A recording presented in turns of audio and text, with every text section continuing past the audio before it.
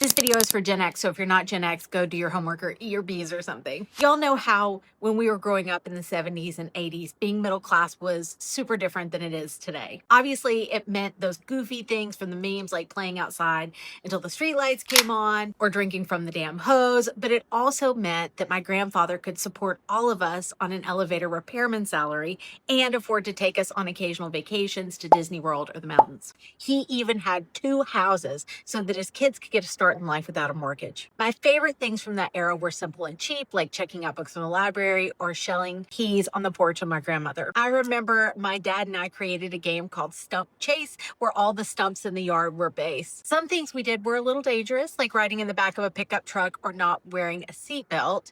And we literally had lawn darts, so I'm not saying there weren't problems. Nonetheless, we had each other. You were with friends and family all the time, playing cards or sports or cooking or shopping. And that feeling of community was something I hadn't really felt in decades until I came to Mexico. Here, people still sit outside and talk to their neighbors or gather in the park 7 days a week with homemade food that you would absolutely throw a lawn dart for. The kids play while grandparents stroll around and the parents talk or work the grill. I am not a touchy-feely person. Like I said, I'm Gen X, but the experience every day is so meaningful to me that it's making me more optimistic and less cynical, which is a tall order. I like to say I am Gen Mex.